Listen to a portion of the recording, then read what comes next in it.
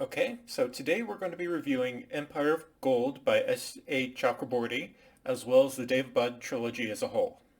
To start off with, let's ask the question, what exactly is the Dave Budd trilogy about? It is Persian fantasy, Middle Eastern fantasy.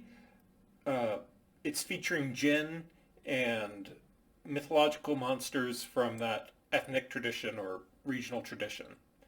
It has a kick-ass female protagonist, meaning that the protagonist is a woman, and I thought she was really cool. It has religious and political overtones. There's a romance, but it's fairly light. It is adult, but I think anyone 15 plus would enjoy it. As well as I'd say it's flintlock-ish, matchlock fantasy, meaning that it's of the Ottoman era, if I would equate it to anything. Would I recommend this? Yes, I would, if that sounds interesting to you. Overall, I personally give this series 4 out of 5 stars, and I default to giving good books 3 stars, so this is moderately above average for me. If I was to compare this to other series, I compare it to The Song of the Shattered Sands by Bradley P. Bullier, as well as the Kushiel's Dart series by Jacqueline Carey. Okay, so what is the concept and execution of this series? The series' concept is an internecine political war between multiple rival noble houses of a kingdom of jinn. Currently, in the past, Zoroastrian Persian jinn ruled. In the present, Arab, Islamic, or Muslim jinn rule. The main antagonist of this novel is of the Persian descent, and it is her goal to get back on the throne. The main protagonist is of the same faction as the main antagonist. The main protagonist's name is Nari. She's a really cool character. I thought this concept was well executed upon. It explored multiple different ethnic variations of what a jinn culture would be like. For example, Persian jinn, Arabian jinn, African jinn, that sort of thing. There was promise of maybe some Buddhist or Hindu jinn, but they never really got into that. I enjoyed all 3 books. I think 1 and 3 were the stronger, but I think book 2 had the better plot. If I were to say it, I'd say that book 2 had a little bit of the middle book syndrome, if you know what that means, but overall, all 3 are well worth reading. I'd probably give all 3 4 stars, so there you go. This series was supposed to be an alternative history Egypt novel, at least that's what it was pitched to me as. However, in actually reading it, it really wasn't that. The characters went from Egypt in the beginning of the story to a make-believe Persian kingdom of Jinni, Afghanistan kingdom of Jinni. There's not really anything alternative history about that, so just so you're forewarned. Let's talk about the characters. I really like Nari. She's probably one of my best or favorite fantasy protagonists that I've read so far, simply because she has a great character arc.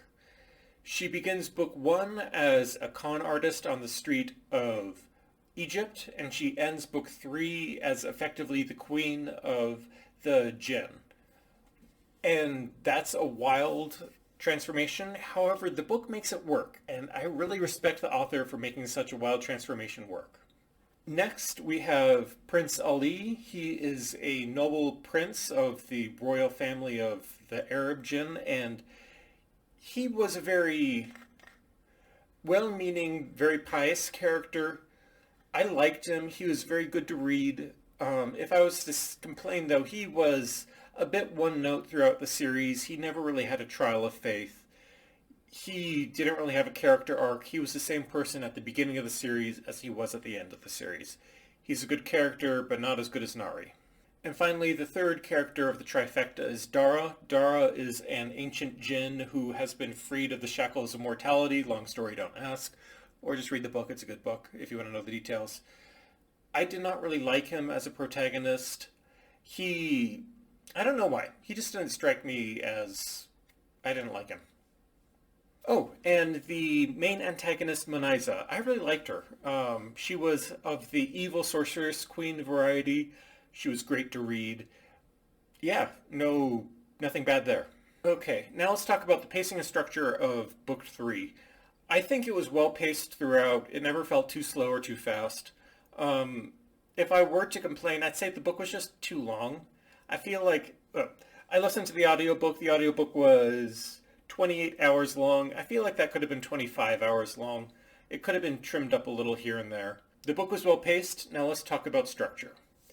Using the three act, I think that this novel used the three act format. Act one was when Nari and Ollie went to Egypt together and they just laid low for a while.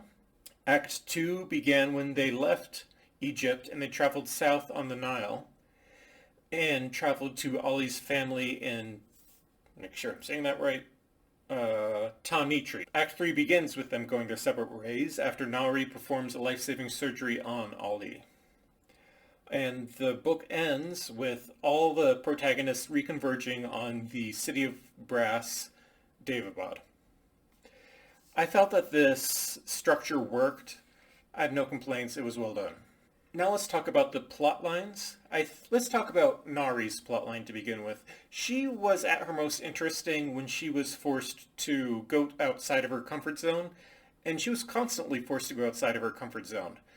She began the series as a con artist, and step by step she was forced into situations which she wasn't very good at. So, like, for example, she was forced to become a healer because she had healing magic. But she's a con artist, so she wasn't very good as a healer.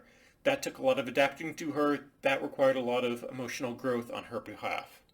Nari went through multiple story beats just like that. Ali's personal character arc was about embracing his heritage as a descendant of Tanitri and the River Marad. Spoiler, by the way. It was very well foreshadowed, probably the most well foreshadowed aspect of this series. I just didn't really like it. I don't really know why. It worked, though. Dara's character arc didn't really work for me in this third book, specifically because his character arc was trying to be the angel on the big bad Manaiza's shoulder and convince her not to be evil. The trouble is that at the end of book 2, she murdered thousands of people, so Dara spending this entire novel trying to convince her not to be evil just was weird. Like, that bridge was passed a while ago, buddy. So, I don't know, like, I was skeptical about his entire plot arc from the moment it began. I don't know what else to say. Oh, and finally, I really need to shout this out. This book had a really great denouement. There were 4 or 5 chapters of after the climax where there was a significant falling action of the characters kind of just discussing things, the results of everything which happened, and it was great. Way too many books that I read, way too many series I read, don't have that falling action and give the reader a chance to just kind of process everything they just read. That was handled very well here. This book's tone, I would call grimdark adjacent. It wasn't grimdark in and of itself, meaning it was not very nihilistic. It did not linger on the gore or anything like that, but it took itself seriously. It discussed important topics like kidnapping, slavery, and race-based classism. The prose style was largely beautiful, depicting gorgeous settings. The series takes place at the enchanted city of Daevabad, where everything is enchanted and illusion, so of course you'd expect things to be beautiful, and it was. If I was to complain about the dialogue, however, I'd say it was a bit anachronistic. The characters spoke like people would speak today, as opposed to people who speaking 700 years ago, or like 600 years ago, or whenever this took place, which is weird. There wasn't any like foul language or anything like that. It was just modern normal language. It wasn't taking on airs. I heartily enjoyed this series' world building. From the enchanted castles of Jinn to the Mard, the Peri, and the other creatures of yore, like the Lamassu and Simurgh, that took place in the story. They were all really well depicted, and it made the setting feel living and breathing, which is great. I even liked there was an evil species of Jinni called Ifrit. They had a cryptic majesty about them. Even though they were evil, they had a presence on the page which was delightful and intimidating. Overall, I give the world building and the setting about a 9 out of 10 stars, so it's great. Overall, this is an excellent series. I heartily recommend it if anything I said sounded interesting to you. Have a nice day.